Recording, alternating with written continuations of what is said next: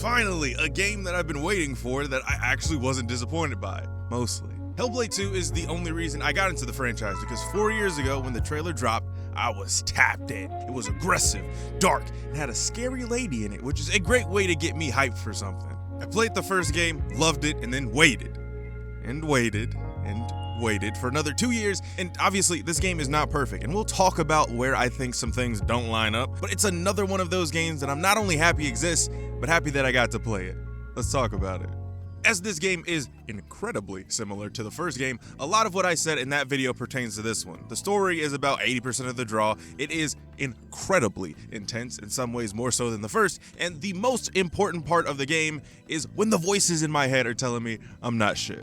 We continue with Senua during her saga, and while the first few hours of the game hit similar beats of her battling with her psychosis, she grows into the character that I thought we'd be starting with in this game, which is where my two main issues with the story are. But before that, if you're like me before playing Hellblade and didn't know what psychosis means, here you go. Psychosis is a condition where a person loses their connection to our reality through things like hallucinations. Psychosis can be a symptom of other mental illnesses such as schizophrenia, but it's not an illness in the same way. Now, Senua's psychosis is shown to the player in two major ways. The world around her melting in and out of her reality, and the voices! Which is probably my favorite thing about this series. The game uses 3D audio and says you need to put on headphones because without them, I don't really think you get the full and true experience. In the first video, I had a little demonstration, and because it's so fun, I'm gonna do it again. So imagine you're walking through your local grocery store, perusing the shelves. But as you're walking, your thoughts are being supplanted by other voices, much louder than usual. Some helpful, most hurtful, and undoubtedly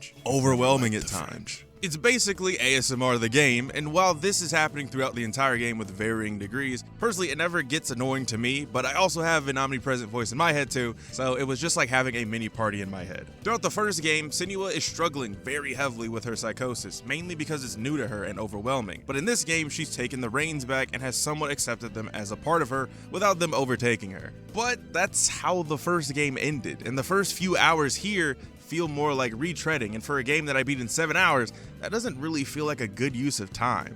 Now, because I think the story is the most significant part of this experience, I'm not going to spoil much because it's definitely worth experiencing yourself. But at the end of this game, I feel like we're at where we should have been starting instead. It's very obvious that they want to continue in this world, and I'm excited to see them do it, but it doesn't feel like this is a true middle point in the series to me. It's more like a 1.5 than anything else. What I do really like about 2's story though is the idea of how death can haunt people. As a central theme, almost every character is haunted in some way, and it's not always death by that character's hands. It's through character in action, how a character uses death for their own goals, stuff like that, and it's really interesting to see how it plays out.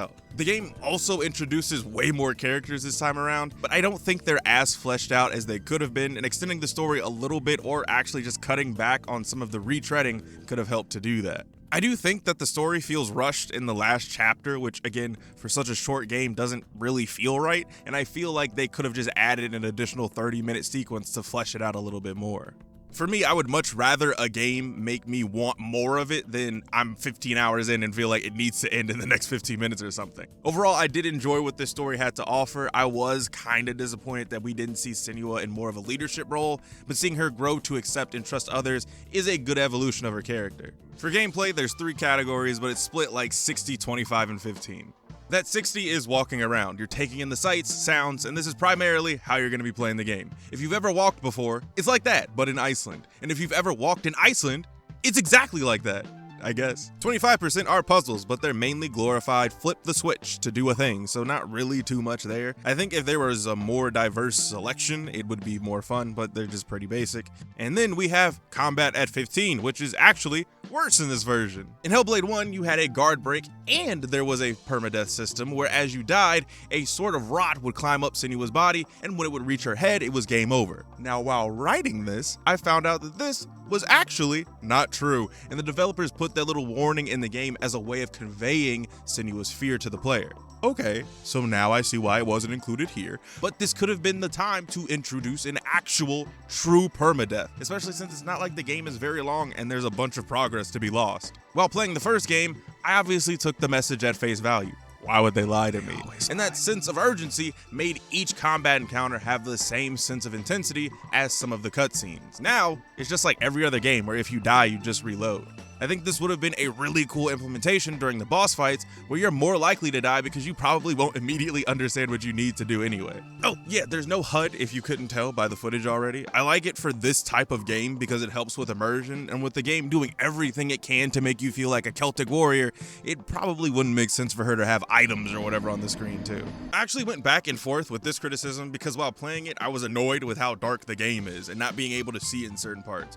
But again, I understand that these sections were meant to convey how Senua felt, and the oppressive darkness helps. And I also think that this does start a conversation about artist intent and whether or not something that would make the game play better from a player's perspective would actually hurt the intent put forth by the story. But I don't have the answers to these questions. From what I remember, it does feel like there's more combat scenarios in this game, which I did like. And even though the system is the most basic you could put in a game, I think that the fights and clashes are still really fun and make you feel just strong enough. You never feel like you're an unstoppable warrior, and honestly, the game makes Senua get beat up a little bit too much, but I think keeping it more balanced does help so it doesn't get boring with how simple it can be. I didn't really talk about length too much in the first video, but since I've been seeing more people who don't know what they're talking about talk about it, I thought it was important. For me, I don't mind that you could beat this game in a day if you grinded it out. I think if the game was 20 plus hours, it would be way too insane because either they maintain the same level of intensity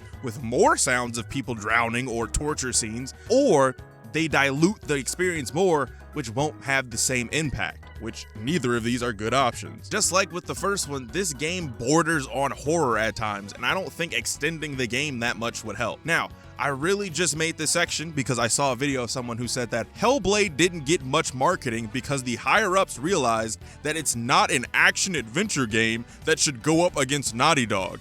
And I couldn't help but think, what the fuck? What the fuck? What the fuck are you talking about? I make jokes a lot. It's really the only reason I even make videos is because I want to get these jokes out sometimes. But you have to criticize something for what it is, not for what you want it to have been. And acting like this game was ever going to be an Uncharted or Last of Us ripoff is not only insane, but proves that you don't even know what you're talking about. Nothing from the promo that they put out would make you think that, and sure, not everyone is gonna play the first game before the sequel. This happened with Alan Wake 2, and I even started playing Halo with 2, so even though the first one is also mad short, I'm not expecting everyone to play the original. However, you could very clearly look at the first one and see what this game is going to be like. You could argue that one of this game's major faults is that it is too samey to the original. From the gameplay to early story beats, it's incredibly similar. So I don't see how a person who said that they played the first one would expect a completely different game here. Now, I do not believe that this game is for everyone. When I beat it, less than 5% of the players have beat the game already,